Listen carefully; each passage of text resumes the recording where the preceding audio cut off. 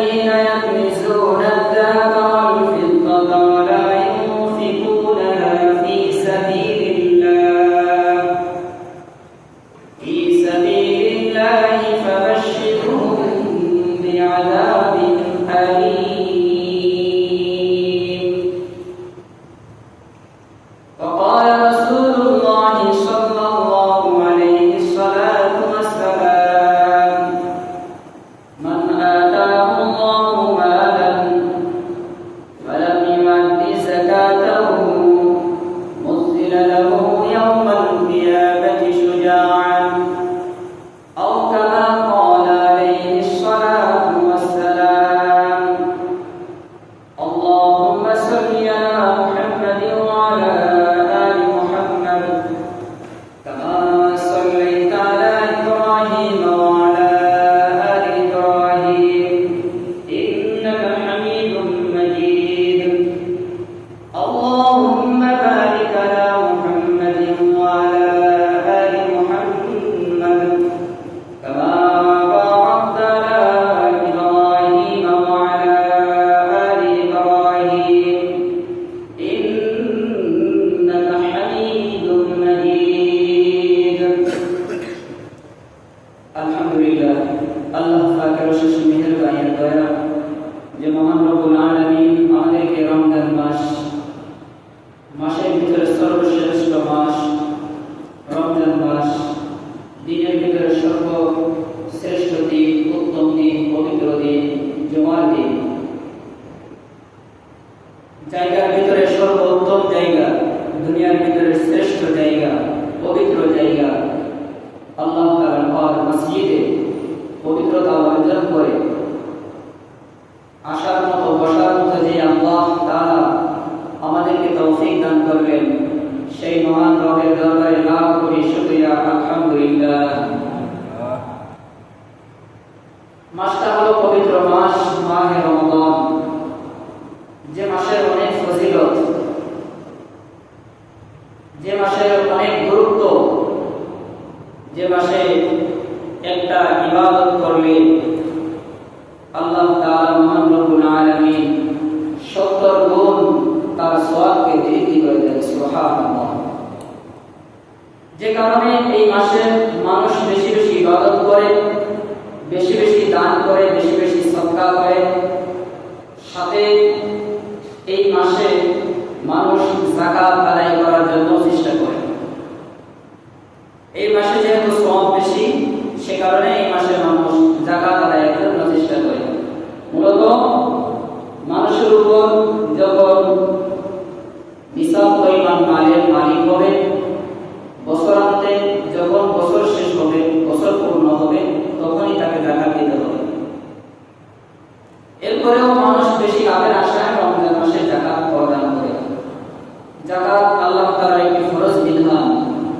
নামাজ যেমন ফরজ, রোজা যেমন ফরজ,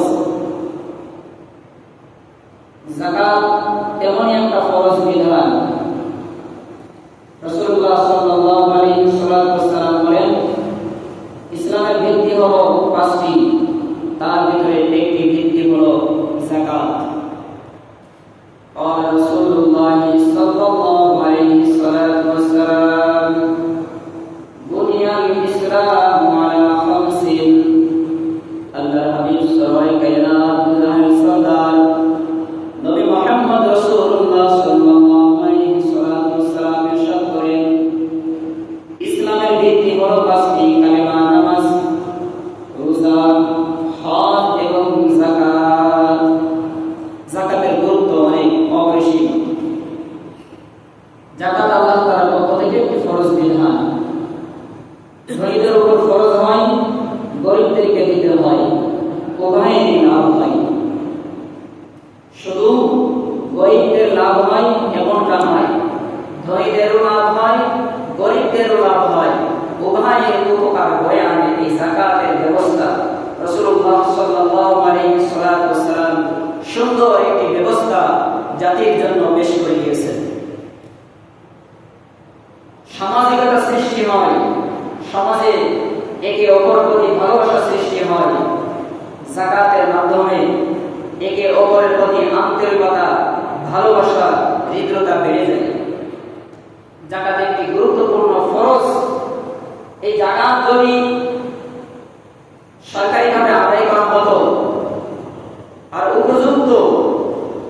যারা গরিব আছে তাদেরকে দেওয়া হতো, তাহলে আমাদের বাংলাদেশে একটা গরিব খুঁজে পাওয়া যেত না। যদি ধনীরা তাদের হক আদায় করে সম্পদের হিসাব করে করে যদি যাকাত আদায় করত, তাদের সম্পদগুলোকে সরকারি খাতে দিয়ে গরিবদের কাছে বিলি করার জন্য বলতো, আর সরকার যদি সেইভাবে সঠিকভাবে ব্যয় করত, গরিবদের কাছে পৌঁছে দিত, তাহলে দেশের ভিতরে কোনো গরিব পাওয়া যেত না, সবাই সুন্দরভাবে চলতে পারত। যাকাত এমন একটি সুন্দর ব্যবস্থা। যাকাত আদায় করলে আমরা মনে করি যে গরিবরা পায়, ধনীরা দেয়, গরিবদের থেকে মাল সম্পদ চলে যাইতেছে। কিন্তু আল্লাহ তাআলা বলেন যে না না, ধনীদের থেকে চলে যাইতেছে না, বরং তার সম্পদ পবিত্র হইতেছে এবং তার সম্পদ বৃদ্ধি পাইতেছে। যাকাত শব্দের অর্থ হলো পবিত্র হওয়া, যাকাত শব্দের অর্থ হলো বৃদ্ধি পাওয়া। আল্লাহ তাআলা মহান রব্বুল আলামিন অনেক জায়গায় নামাজের সাথে সাথে যাকাতের কথা আলোচনা করেছেন। নামাজের যেমন গুরুত্ব আছে, যাকাতেরও তেমন গুরুত্ব আছে। এক জায়গায় বলেন, ইন্নাল্লাযীনা আমানু ওয়া আমিলুস সালিহাত ওয়া আকামুস সালাতা ওয়া আতাউজ যাকাত লাহুম আজরুহুম ইনদা রাব্বিহিম ওয়া লা খাউফুন আলাইহিম ওয়া লা হুম ইয়াহজানুন। নিশ্চয় যারা ঈমান এনেছে এবং সৎ কাজ করেছে, ওয়া আকামুস সালাত, নামাজ আদায় করেছে, নামাজের প্রতি খেয়াল রাখছে, নামাজ কায়েম করার জন্য চেষ্টা করছে, ওয়া আকামুস সালাত ওয়া আতাউজ যাকাত, এরপর আল্লাহ তাআলার পক্ষ থেকে ফরজ বিধান যাকাত আদায় করেছে।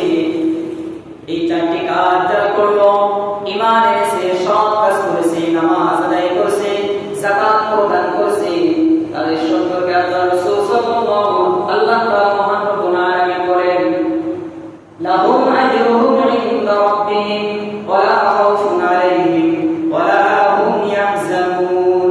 তাদের প্রতিদান একমাত্র আল্লাহ তাআলার নিকটে, তাদের প্রতিদান দিবেন আল্লাহ। তাদের দুনিয়া এবং আখিরাতে কোথাও কোনো পেরেশানি থাকবে না, কোনো চিন্তা থাকবে না। সুবহানাল্লাহ। যাকাত আদায় করলে মাল কমে না, মাল বাড়ে। যেমন আল্লাহ তাআলা বলেন, ইয়ামহাকুল্লাহু রিবা ওয়া ইউরবিস সাদাকাত আল্লাহু লা ইউহিব্বু কুল্লা কাফফারিন আসীম। যে ব্যক্তি আল্লাহর রাস্তায় দান করে, সদকা করে, যে ব্যক্তি আল্লাহর রাস্তায় যাকাত প্রদান করে, আল্লাহ তাআলা মহান রব্বুল আলামিন ওই ব্যক্তির সম্পদগুলোকে আরো বৃদ্ধি করে দেন। সুদের সম্পদকে নষ্ট করে দেন, ধ্বংস করে দেন। আর যারা দান করে, সদকা করে, যাকাত প্রদান করে, তাদের সম্পদগুলোকে আল্লাহ তাআলা আরো বৃদ্ধি করে দেন। সুবহানাল্লাহ। কি পরিমাণ বৃদ্ধি করেন? এক আয়াতের ভিতরে আল্লাহ তাআলা বলেন, মান জাআ বিল হাসানাতি ফালাহু আশরু আমসালিহা। আল্লাহ তাআলা কোন বান্দা বান্দি যদি আল্লাহ তাআলার জন্য এক খরচ করে, আল্লাহ পাক মহান রব্বুল আলামিন তাকে দুনিয়াতে 10 বানিয়ে সেটা ফেরত দিয়ে দেন। যেমনটা হযরত আলী রাদিয়াল্লাহু তাআলা ঘটনা উল্লেখ আছে। হযরত ফাতিমা রাদিয়াল্লাহু তাআলা রাসূলুল্লাহ সাল্লাল্লাহু আলাইহি ওয়াসাল্লামের কন্যা, প্রিয় সাহাবী চাচাতো ভাই আলী রাদিয়াল্লাহু তাআলার সাথে বিবাহ দিয়েছেন। ঘরে খাবার থাকে না, কষ্ট মারহার। একদিন ফাতিমা রাদিয়াল্লাহু তাআলা বড় অসুস্থ হয়ে গেলেন, জ্বর আসছে। আলী রাদিয়াল্লাহু তাআলা মুখে বললেন, আলী, আমাকে একটু ফল খাওয়ার ব্যবস্থা করতে পারবেন? বড় মন চাই একটু ফল খাইব।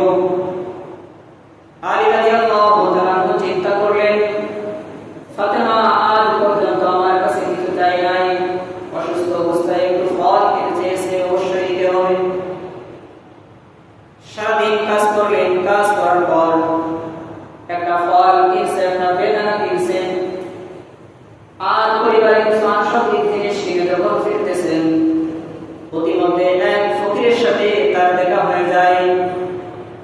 ফকির আলী রাদিয়াল্লাহু তাআলা আনহুকে দেখে বলে, আলী, আমি তো বড় অসুস্থ, আমার মন চাইতেছে আমি যদি একটা ফল খাই তাহলে আল্লাহ তাআলা মনে হয় আমাকে সুস্থ করে দিবে। আলী রাদিয়াল্লাহু তাআলা চিন্তায় পড়ে গেলেন, কি করব? তেমন কিছু চাই না, তার জন্য একটা ফল কিনলাম আর সেই ফলটা ফকির চাইতেছে। ঠিক আছে, আল্লাহ তাআলা যেহেতু নিষেধ করছে যে কোনো ভিক্ষুক যদি কিছু চায় সামর্থ্য অনুযায়ী তাকে কিছু দেওয়া, ফেরত না দেওয়া, তো কেটে অর্ধেক দিয়ে দিলেন। অর্ধেক খাওয়ার পর ফকিরটা বলতেছে, আলী, আমি তো মোটামুটি সুস্থ হয়ে গেছি, বাকিটা যদি দিতে তাহলে মনে হয় আমি পুরোপুরি সুস্থ হয়ে যেতাম। আলী রাদিয়াল্লাহু তাআলা পুরো ফলটা ফকিরকে দিয়ে বাড়ি চলে গেছে। এবার ফাতেমার কাছে কি জবাব দিবে কিছু বলতে পারে না, ঘরের বাইরে দাঁড়িয়ে আছে, ভিতরে ঢোকে না। ফাতেমা রাদিয়াল্লাহু তাআলা আনহা যখন শব্দ শুনছে, স্বামীর আওয়াজ শোনার সাথে সাথে ডাক দিয়ে বলতেছেন, হে প্রিয় স্বামী, আপনি ভিতরে ঢুকে যান, মনে হয় আপনি ফল আনতে পারেন নাই, এই জন্য হয়তো আপনি ভিতরে ঢুকতেছেন না, লজ্জা বোধ করতেছেন। লজ্জার কোনো কারণ নাই, আল্লাহ তাআলা মহান রব্বুল আলামিন আমাকে সুস্থ করে দিয়েছে। সাদকা করলে আল্লাহ তাআলা অনেক বিপদ আপদ থেকে মুক্তি দান করেন। এরপর যখন ঘরের ভিতরে ঢুকছে, কিছুক্ষণ পর এক সাহাবী আসছে, আলী, কি হয়েছে? এই যে আল্লাহ রাসূল তোমার জন্য কিছু ফল পাঠিয়েছে, আসো নিয়ে যাও। যখন বের হয়ে ফল গণনা করতেছেন কয়টা আছে, গণনা করে দেখেন যে 9টা আছে।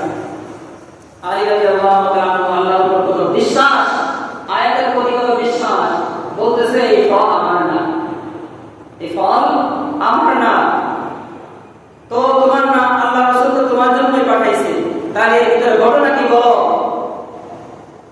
এর ভিতরে ঘটনা, আমি আজকে একজন ব্যক্তিকে একটা ফল দান করেছি, আমাকে আল্লাহ তাআলা যদি দিয়েই থাকেন তাহলে 10 দেবেন, আমার নামে কবুল হয়ে যাবে। 9টা দেবেন কেন? এই 9টা আমি নেব না, 9টা আমার মোহাম্মদ বলে দাও। তখন সেই সাহাবী বলতেছে, আলী, আল্লাহ রাসূল আমাকে 10টাই দিয়েছে, কিন্তু আমি পরীক্ষা করার জন্য, আসল ঘটনা উদ্ঘাটন করার জন্য আমি একটা আমার কাছে গোপনে রেখে দিয়েছিলাম, এই নাও তোমার 10টা ফল, তুমি নিয়ে যাও। সুবহানাল্লাহ। 1 টাকা দান করলে আল্লাহ তাআলা 10 দিয়ে ফেরত দেন কমপক্ষে। অন্য জায়গায় বলেন, মাতালুল লাযীনা ইউনফিকুনা আমওয়ালাহুম ফী সাবিলিল্লাহ, যে ব্যক্তি আল্লাহ তাআলার রাস্তায় ব্যয় করে, সাদকা করে, দান করে, যাকাত প্রদান করে, তার একটি উদাহরণ দাও তোমরা।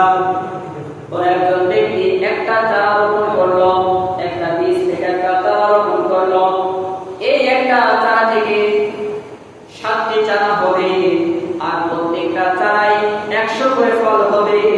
তো আল্লাহর রাস্তায় যে ব্যক্তি দান করবে, আল্লাহ তাআলা কমপক্ষে তাকে 700 পর্যন্ত বৃদ্ধি করে দিবেন। আল্লাহু ইউদাইফু লিমান ইয়াশা, আল্লাহ যাকে চান তাকে আরো অনেক গুণ বেশি দিয়ে দিবেন, আরো বেশি দিবেন। যারা রাতে দিনে যে কোনো সময় আল্লাহর রাস্তায় ব্যয় করেন, তাদের এই সম্পদগুলোকে আল্লাহ তাআলা নিজ হাতে গ্রহণ করেন। সুবহানাল্লাহ। নিজ হাতে গ্রহণ করে, আল্লাহ তাআলা গ্রহণ করে। সূরা তাওবার ভিতরে আল্লাহ তাআলা জানান, আলাম ইয়ালামু আন্না আল্লাহা ওয়া ইয়াকবালু তাওবাতা আন ইবাদিহি ওয়া ইয়াখুযু সাদাকাত, তারা কি কথা জানে না, যখন কোন বান্দা আল্লাহ তাআলার জন্য তাওবা করে আর আল্লাহ তাআলার জন্য দান করে, সাদকা করে, যাকাত প্রদান করে, আল্লাহ তাআলা মহান রব্বুল আলামিন ওই দানগুলোকে, যাকাতগুলোকে, সাদকার সম্পদগুলোকে আল্লাহ তাআলা নিজেই গ্রহণ করে। অন্য হাদিসের ভিতরে রাসূলুল্লাহ সাল্লাল্লাহু আলাইহি ওয়াসাল্লাম জানান, আল্লাহ তাআলা কোন বান্দা যখন দান করে, কোন গরীবকে দান করতেছে, কোন গরীবকে দান করা, যাকাত দেওয়া, সাদকা করা নিয়ত করলো, গরীবের হাতে পৌঁছার আগে আগে স্বয়ং আল্লাহ তাআলার হাতে পৌঁছে যায়। আল্লাহ তাআলা নিজ হাতে তার দানকে, সাদকাকে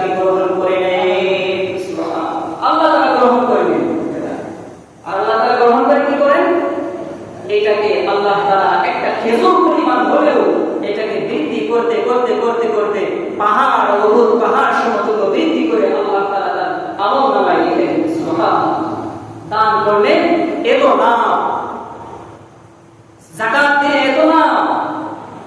যাকাত দিলে মাল পবিত্র হয়, সম্পদ পবিত্র হয়। একজন ব্যক্তির উপর যাকাত খরচ হয়েছে 1 লক্ষ টাকা আছে, 1 লক্ষ টাকায় যদি 2,500 টাকা দিয়ে দেয়, তাহলে তার বাকি টাকাগুলো 2,500 দেওয়ার কারণে বাকি 97,500 টাকা তার পবিত্র হয়ে গেল। পবিত্র হয়ে গেল। আর যে ব্যক্তি দেয় না, তার ওই সম্পদগুলো পবিত্র হয় না। যেমন কোন ব্যক্তির 1 বস্তা চাউল আছে, 1 বস্তা চাউলের মধ্যে কিছু ময়লা আছে, আবর্জনা আছে। এখন এই ব্যক্তি যদি ময়লা আবর্জনা গুলোকে পরিষ্কার করে পরিচ্ছন্ন করে রেখে দেয়, তাহলে তার মূল যে চাউলগুলো আছে এইগুলো পরিষ্কার পরিচ্ছন্ন সুন্দর থাকে, অনেকদিন চালাতে পারবে। আর যদি তার ওই সম্পদের ভিতর থেকে পরিষ্কার না করে, ময়লাগুলো পরিষ্কার না করে, তাহলে তার ওই সম্পদটা নষ্ট হয়ে যাবে। অল্প কিছু ময়লার জন্য, অল্প কিছু ময়লা আবর্জনার জন্য তার পুরো 1 বস্তা চাউল নষ্ট হয়ে যাবে। আর যদি কোনো ব্যক্তি পবিত্র করে নাই, পরিষ্কার পরিচ্ছন্ন করে, তাহলে তার পুরো সম্পদটাকে আল্লাহ তাআলা রক্ষা করে দিবে। 2,500 দান করার কারণে, যাকাত দেওয়ার কারণে তার পুরো সম্পদটাকে আল্লাহ তাআলা পবিত্র করে তার জন্য হালাল করে দিবেন। ওই 2,500 টাকা ওই ব্যক্তির না, যদিও নিজে ইনকাম করছে, কিন্তু মালিক আল্লাহ তাআলা বানিয়ে দিয়েছেন গরিবদেরকে। গরিবদেরকে মালিক বানিয়ে দিয়েছেন। ওই 2,500 টাকার মালিক হলো গরিব। তাকে পৌঁছে দিতে হবে, সুন্দরভাবে সম্মানের সাথে পৌঁছে দিতে হবে। অপদস্থ অপমান করে লাইনে দাঁড় করিয়ে রোদের ভিতরে কষ্ট দিয়ে একটা শাড়ি, পচা একটা লুঙ্গি এইভাবে দিয়ে এটাতে শ্রম হবে না, লাভ হবে না, মানুষ দেখানো এটা কোনো লাভ হবে না। নামাজ যেমন ফরজ মসজিদে এসে পড়তে হয়, তেমন ভাবে যাকাতও ফরজ।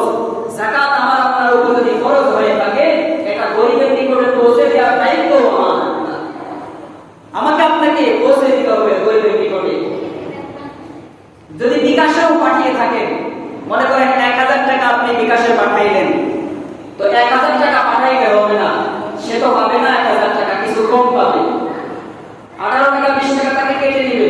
তো আপনি যদি বিকাশে কাউকে যাকাত দিতে চান, তাহলে ওই 1,000 টাকার 20 টাকা খরচ সহ দিয়ে দিতে হবে, খরচ সহ দিয়ে দিতে হবে।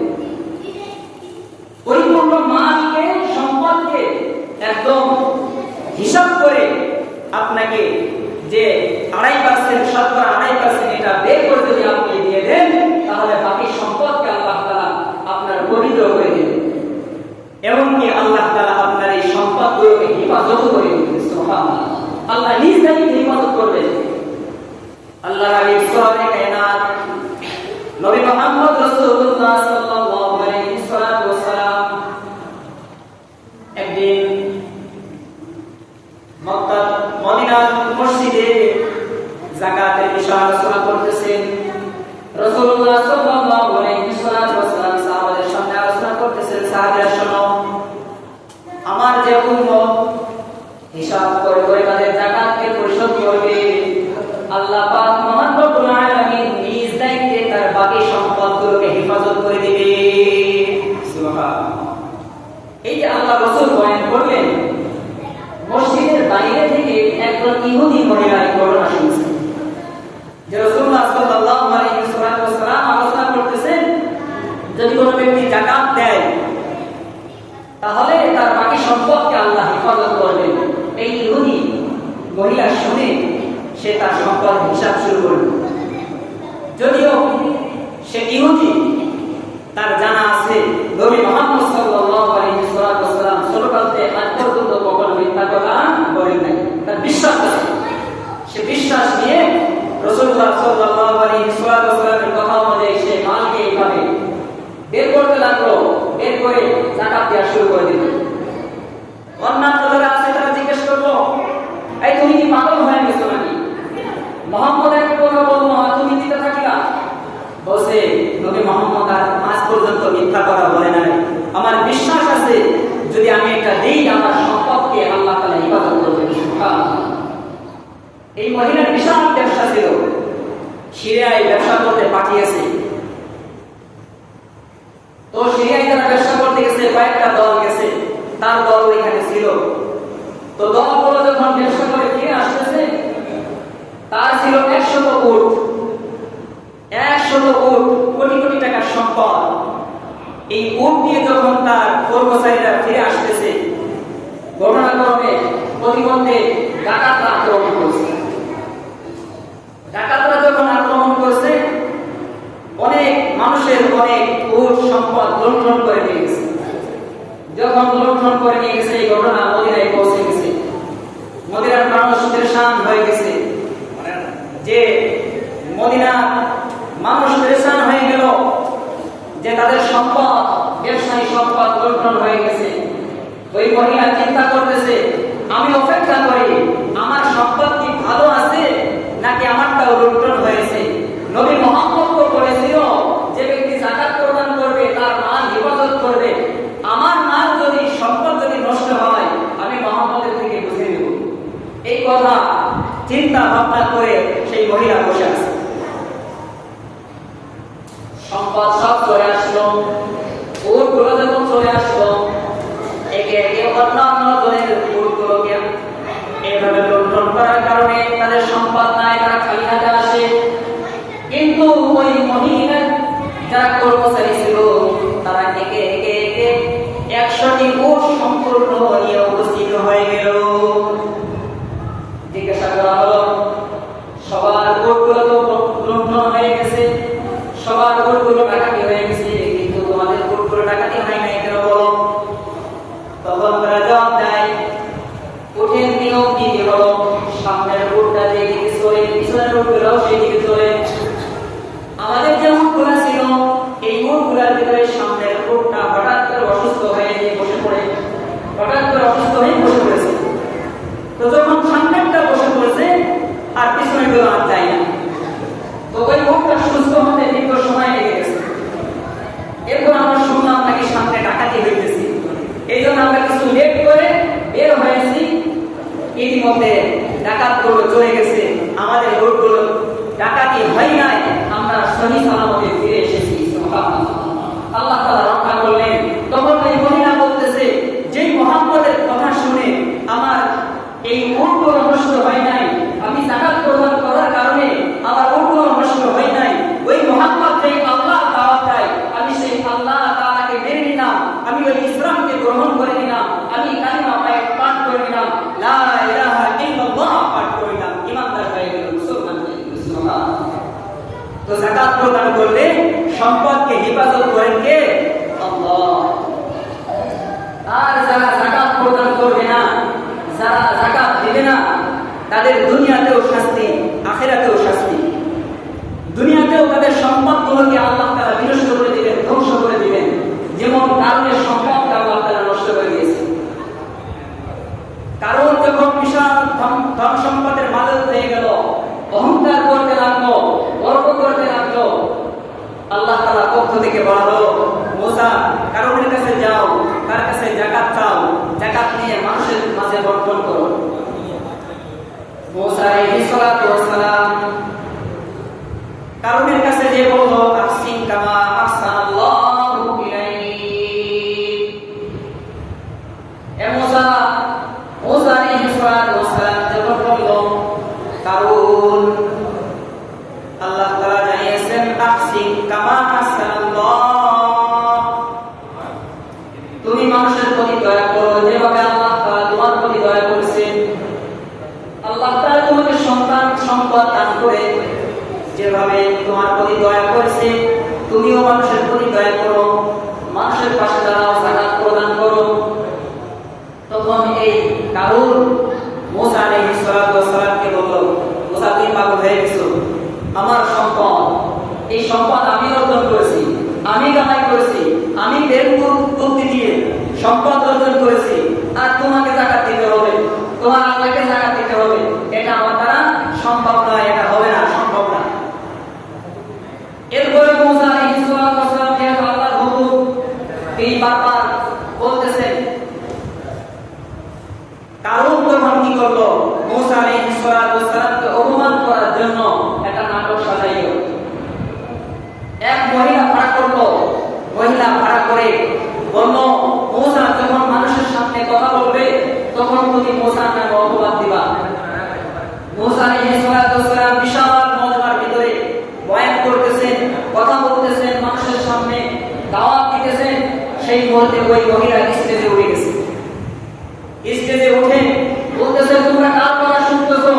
এই মূসা তো আমার সাথে খারাপ কাজ করছে, তোমরা তার কথা শোনো না। হট্টগোল শুরু হয়ে গেল।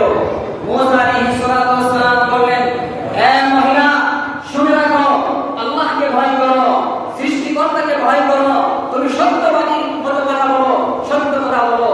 যখন ধমক দিয়ে আল্লাহর ভয় দেখিয়েছে, মহিলার ভিতরে কম্পন সৃষ্টি হয়ে গেছে। তখন বলতেছে, কারণ আমাকে পাঠিয়েছে, কারণ আমাকে পাঠিয়েছে। তো আল্লাহ তাআলা তার মর্যাদা আরো বৃদ্ধি করে দিলেন। আর কি করবেন? আল্লাহ তাআলা দুইটা কারণে, একটা আল্লাহ যাকাত চেয়েছিলেন, যাকাত দেয় নাই। দুই নাম্বার, আল্লাহর প্রিয় ব্যক্তির সাথে সে দুশমনি করছে, অপমান করছে, যে কারণে আল্লাহ তাআলা তাকে নিচেই দাবিয়ে দিলেন। কারণকে নিচেই দাবিয়ে দিলেন, মাটির নিচেই দাবিয়ে দিলেন। যখন কিছু দূর চলে গেছে, মাটির নিচে চলে গেছে, তখন কারণ বলতেছে, মূসা এ কি শুরু করছো? ফিরআউনের সাথে জাদুকারি করছো, আমার সাথে জাদুকারি করবা? থামাও, থামাও তোমার জাদুকারি। মূসা বলছে, এটা জাদুকারি না, এটা আল্লাহর গজব, আল্লাহর গজব। তখন কারণ ক্ষমা চাই যে আমাকে ক্ষমা করো, আমার যা সম্পদ আছে সব কিছু আমি দিয়ে দেবো, সব সম্পদ নিয়ে নাও, কিন্তু আমাকে ঠেকাও। তখন আল্লাহ তাআলার পক্ষ থেকে তাকে আর ঠেকানোর ব্যবস্থা করা হয় না, তার নিচেই দাবিয়ে দেওয়া হয়। এমনকি তার যত সম্পদ ছিল, কি পরিমাণ সম্পদ ছিল, আয়াতে ভিতরে আল্লাহ তাআলা বলেন যে তার এত পরিমাণ সম্পদ ছিল যে সম্পদের চাবি, রুমের চাবিও গ্রহণ করতে বিশাল একটা বাহিনী লাগছে, এত পরিমাণ সম্পদ ছিল। সেই সম্পদ সহ আল্লাহ তাআলা মাটির নিচেই দাবিয়ে দিলেন, মাটির নিচেই দাবিয়ে দিলেন। তো আল্লাহর রাস্তায় আল্লাহর সম্পদ ব্যয় না করবে, আল্লাহ তার নির্ধারিত সম্পদ ব্যয় না করবে, আল্লাহ তাআলা ওই ব্যক্তির সম্পদগুলোকে দুনিয়াতেই ধ্বংস করে দিবেন, দুনিয়াতেই ধ্বংস করে দিবেন। আর আখিরাতের শাস্তি তো আছেই। আখিরাতের শাস্তি কি? আল্লাহ তাআলা বলেন, ওয়াল্লাযীনা ইয়াকনিজুনা আয-যাহাবা ওয়াল ফিদ্দাতা ওয়া লা ইউনফিকুনাহা ফী সাবিলিল্লাহি ফাবাশশিরহুম বিআযাবিন আলীম। আল্লাহ তাআলা তাদেরকে ধন সম্পদ দান করেছেন, স্বর্ণ আছে, রূপা আছে, অর্থ করি আছে, কিন্তু আল্লাহর রাস্তায় আল্লাহর হুকুম অনুযায়ী তারা ব্যয় করে নাই, দান করে নাই, সদকা করে নাই, যাকাত প্রদান করে নাই। ফাবাশশিরহুম বিআযাবিন আলীম, এ রাসূল তাদেরকে যন্ত্রণাদায়ক শাস্তির হুকুম দান করে, সুসংবাদ দান করেন। যন্ত্রণাদায়ক এমন শাস্তি হবে যেটা ছোটখাটো শাস্তি না, এমন তেমন শাস্তি না, যন্ত্রণা, যে শাস্তিটা আমাদের জ্বলে পড়ে যায়, যন্ত্রণা হয়, বুকের এই পর্যন্ত কলিজা পর্যন্ত জ্বলে পড়ে ছারখার হয়ে যাবে, এমন শাস্তির সুসংবাদ তাদেরকে দান করে। শাস্তিটা কেমন? একটা নমুনা তুলে ধরেছেন আল্লাহ তাআলা। ইয়াওমা ইয়ামা আলাইহা ফী নারি জাহান্নাম ফাতুকওয়া বিহা জিবাহুহুম ওয়া জুনুবুহুম ওয়া যুহুরুহুম হাযা মা কানাসতুম লিআনফুসিকুম ফাযুকু মা কুনতুম তাকনিসুন। আয়াতের পর আল্লাহ তাআলা তাদের শাস্তিটা কেমন হবে? ইয়াওমা ইয়ামা আলাইহা ফী নারি জাহান্নাম, তাদের এই সম্পদগুলোকে, যত সম্পদ আছে, টাকা আছে, অর্থ করি, রূপা আছে, স্বর্ণ আছে, এটা মহিলা হতে পারে, পুরুষ হতে পারে, এক একটা ফ্যামিলিতে অনেকেই যাকাতের অংশীদার হতে পারে, আলাদা আলাদা ফান্ড থাকে। মহিলাদের অনেক সময় 7 ভরি 8 ভরি স্বর্ণ থাকে, 52 ভরি 100 ভরি রূপা থাকে, সাথে টাকা থাকে, অনেক সম্পদের মালিক থাকে। সেটা পুরুষ হোক মহিলা হোক, যেই হোক না কেন, যার কাছে থাকুক না কেন, তারা যদি আল্লাহ তাআলার রাস্তায় ব্যয় না করে, যাকাত প্রদান না করে, দান সদকা না করে, তাদের এই সম্পদগুলোকে আল্লাহ তাআলা আগুনের আঙ্গার বানিয়ে উত্তপ্ত করবে। উত্তপ্ত করে কি করবেন? ইয়াওমা ইয়ামা আলাইহা ফী নারি জাহান্নাম ফাতুকওয়া বিহা জিবাহুহুম, তাদের কপালে দাগ দিবে ওই চাবি, কপালে দাগ দেওয়া হবে, সাপ দেওয়া হবে, পাথরে দাগ দেওয়া হবে, পাথরে এমন ভাবে দাগ দেওয়া হবে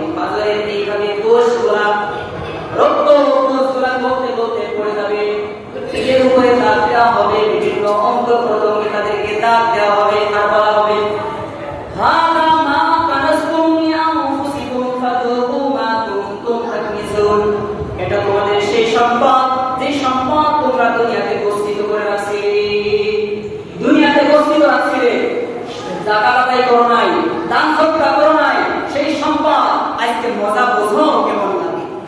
বাচ্চাদেরকে আমরা অনেক সময় বলি না, এইটা করো না, করলে তোমার ক্ষতি হবে। যখন করে ফেলে ক্ষতিটা হয়ে যায় তখন আমরা কি বলি, এবার মজা বোঝো কেমন লাগে, নিষেধ করেছিলাম না, তারপরেও করবে মজা বোঝো। তো আল্লাহ তাআলা বলতেছেন যে এইবার মজা বোঝো কেমন লাগে। আমি বলেছিলাম নির্ধারিত মূল্যে সম্পদের যাকাত দাও, সদকা করো, দান করো, করো না, এখন মজা বোঝো কেমন লাগে। অন্য আয়াতে আল্লাহ তাআলা বলেন ওয়ালা ইয়াহসাবান্না আল্লাযীনা ইয়াবখালুনা বিমা আতাহুমুল্লাহু মিন ফাদলিহি। ওই সমস্ত বখিল, ওই সমস্ত কৃপণ তারা কি মনে করে, যারা আল্লাহর দেওয়া সম্পদ, সম্পদ কার দেওয়া ভাই? আল্লাহর দেওয়া, আল্লাহর দেওয়া সম্পদ। একই মানুষ, একই ধরনের মানুষ, কেউ কোটিপতি, কেউ লক্ষপতি, কারো কিছুই নাই। এটা দিয়েছেন কে? আল্লাহ দিয়েছেন। 1 কোটি টাকা সম্পদ দিয়েছেন আল্লাহ দিয়েছেন, আল্লাহর অনুগ্রহ হয়েছে। তো আল্লাহ তাআলা জানাচ্ছেন আল্লাহ তাআলা অনুগ্রহ করে তাকে সম্পদ দিল, কিন্তু সে কৃপণতা করে, অভিনতি করে সে এইটা মনে করলো যে আমার এই সম্পদ যে আমি আল্লাহর রাস্তায় ব্যয় করতেছি না, যাকাত দিতেছি না, এটা আমার জন্য উপকার হবে। সে এইটা মনে করে দেয় না, কিন্তু আল্লাহ তাআলা বলতেছেন বালহু শাররুন লাহু, না, এটা তোমার উপকার হবে না, তোমার ক্ষতি হয়ে যাবে। তোমার দুনিয়াতেও ক্ষতি হবে, আখিরাতেও ক্ষতি হবে। আখিরাত দুনিয়ার ক্ষতির কথা একটু বলেছিলাম, আর আখিরাতে কি ক্ষতি হবে তাও জানলাম। আরেকটা ক্ষতির কথা আল্লাহ তাআলা এই আয়াতের ভিতরে বলেন যে এই সম্পদগুলোকে তাদের গলায় পেঁচিয়ে দেওয়া হবে, তাদের গলায় পেঁচিয়ে দেওয়া হবে। এর সপক্ষে আল্লাহ রাসূল সাল্লাল্লাহু আলাইহি ওয়াসাল্লাম হাদিসে বলেন মান আতাহুল্লাহু মালান ফালাম ইয়াতি যাকাতাহু মুতিরা লাহু ইয়াওমাল কিয়ামাতি শুজাআন। যাকে আল্লাহ তাআলা সম্পদ দান করেছে কিন্তু আল্লাহর রাস্তায় ব্যয় করে নাই, যাকাত প্রদান করে নাই, তাদের এই সম্পদগুলোকে আল্লাহ তাআলা বিশাল বিশাল আকৃতির বিষধর সাপ, যে সাপগুলো হবে কান, এত বিষ যে তার মাথাগুলো কান হয়ে যাবে, এত বিষ, বিষাক্ত সাপ। একটা সাপ যদি দুনিয়াতে আসে আর একটু বিষ ফেলে, দুনিয়াতে কোনো গাছ তরুণতা জ্বালাবে না, কোনো পানি সুস্বাদু থাকবে না, সবকিছু বিষাক্ত হয়ে যাবে, যত কীট পতঙ্গ জীব জানোয়ার আছে সবকিছু মারা যাবে। এত বিষাক্ত সাপ, এই সাপগুলো তাদের গলায় পেঁচিয়ে দেওয়া হবে, তাদেরকে সবল দিবে, কামড় দিবে, আর বলবে আনা মালুকা ওয়া আনা কানজুকা, আনা মালুকা ওয়া আনা কানজুকা। আমি তোমাদের দুনিয়াতে প্রস্তুত সেই সম্পদ, যে সম্পদে তোমরা যাকাত প্রদান করো নাই, যে সম্পদে তোমরা যাকাত দাও নাই, দান করো নাই, সদকা করো নাই, আমি তোমাদের সেই সম্পদ কিয়ামত পর্যন্ত সারা জীবন জাহান্নামের ভিতরে এই আযাব তোমাকে সহ্য করতেই হবে, করতেই হবে। এভাবে শাস্তির পর শাস্তি দেওয়া হবে যারা আল্লাহর রাস্তায় আল্লাহর দেওয়া সম্পদকে ব্যয় করবে না। এই জন্য আমাদের যাদের উপর যাকাত আছে আমরা হিসাব করে যাকাত দেব। যাকাত কাদের উপরে ফরজ? যাকাত কাদের উপরে ফরজ? যাকাত আল্লাহ তাআলার একটি ফরজ বিধান, নির্ধারিত একটি মূল্য হতে হবে। এই মূল্যটা যদি 1 বছর অতিবাহিত হয়ে যায়, 1 বছর অতিবাহিত হওয়ার পরে 2.5% হিসাবে তাকে যাকাত প্রদান করতে হবে। একজন পুরুষ হোক অথবা মহিলা হোক, বালেক বালিকা যদি হয়ে যায়, প্রাপ্ত বয়স্ক যদি হয়ে যায়, আর যদি এই পরিমাণ সম্পদের মালিক থাকে, 1 বছর পরে তাকে 2.5% হিসাব করে তাকে যাকাত প্রদান করতে হবে, গরিবদেরকে দিতে হবে। তো বিশেষ করে 4 প্রকার মালের যাকাত আসে। একটা হলো নগদ টাকা, একটা হলো স্বর্ণ, এরপরে রূপা, এরপর হলো ব্যবসায়ী সম্পদ। নগদ টাকা কি পরিমাণ? বর্তমান সময়ে যদি কোনো ব্যক্তির নিকটে 90,000 পরিমাণ টাকা থাকে, আর এই 90,000 পরিমাণ টাকা 1 বছর অতিবাহিত হয়ে যায়, তাহলে 2.5% হিসাব করে ওই ব্যক্তিকে যাকাত প্রদান করতে হবে। স্বর্ণ, যদি শুধু স্বর্ণ থাকে তাহলে 7 ভরি পূর্ণ হতে হবে, 7 ভরি কম হলে হবে না, শুধু স্বর্ণ থাকবে। হিসাব করে 2.5% টাকা দিতে হবে। রূপা 52 তোলা বা 52 ভরি যদি কোনো ব্যক্তির কাছে, পুরুষ বা মহিলার কাছে থাকে, তাহলে হিসাব করে শুধু রূপা হলে 52 ভরি পূর্ণ হতে হবে, সেই হিসাব করে যাকাত প্রদান করবে 2.5%। এরপরে ব্যবসায়ী সম্পদ আছে। ব্যবসায়ী সম্পদের ভিতরে ভালো করে বোঝেন, একজন ব্যক্তি দোকান করে, দোকানের কিছু দোকান ভাড়া আছে, দোকান আছে, কিছু ডেকোরেশন আছে, এইগুলো না, যে মালগুলো বিক্রিত মাল আছে এই মালের হিসাব করতে হবে। একজন ব্যক্তি রিক্সা আছে, এই রিক্সার দাম ভরা লাগবে না, রিক্সা চালিয়ে সে যদি এই পরিমাণ টাকা ইনকাম করতে পারে, 90,000 টাকা পরিমাণ ইনকাম করতে পারে, আর সেই টাকা যদি বছর অতিবাহিত হয়ে যায় তাহলে 2.5% হিসাব করে টাকা দিতে হবে। এইভাবে ব্যবসার যে কোনো মাল হোক না কেন, ব্যবসায়ী সম্পদ হতে হবে, এই সম্পদের 2.5% হিসাব করে টাকা দিতে হবে। এখন আসেন স্বর্ণ আর রূপা। স্বর্ণ আর রূপা একজনের কাছে পরিপূর্ণ 7 ভরি নাই, কিন্তু তার সাথে 2 ভরি স্বর্ণ আছে, 3 ভরি স্বর্ণ আছে, আর কিছু নগদ টাকা আছে। সে কিছু নগদ টাকার মালিক এবং 2-3 ভরি স্বর্ণের মালিক। তখন এই দুইটা জিনিসের মূল্য নির্ধারণ করে যদি 90,000 টাকা অতিরিক্ত হয়ে যায়, 2.5% হিসাবে তাকে যাকাত প্রদান করতে হবে।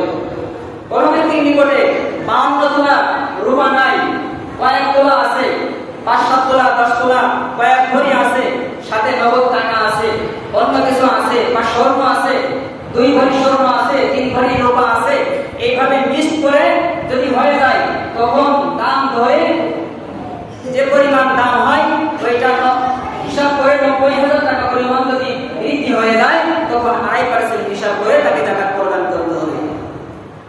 যাকাত দেওয়া আল্লাহ তাআলার পক্ষ থেকে ফরজ। এর যাকাত, আর যাকাত কাদেরকে আমরা দান করব, কাদেরকে দিব? গরীব, মিসকিন। আয়াতের ভিতরে আল্লাহ তাআলা বলেন, যারা তোমাদের নিকটস্থ তাদেরকে দাও। নিকট আত্মীয় স্বজন যারা আছে তাদেরকে যাকাত দিতে হবে। আগে নিজের কাছের লোক, গরীব মিসকিন যারা আছে তাদেরকে যাকাত দিবেন। তারা বেশি হকদার, তারা বেশি পাওনাদার, কিন্তু দেখা যায় আমরা নিজেদের আত্মীয় স্বজনদের একটু খবর রাখি না, নিজের কাছের লোকদের একটু খবর রাখি না।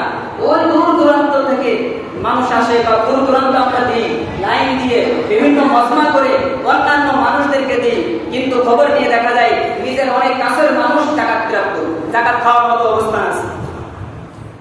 তো যাকাত খাইতে পারবে না কে? যাকাত খাইতে পারবে না।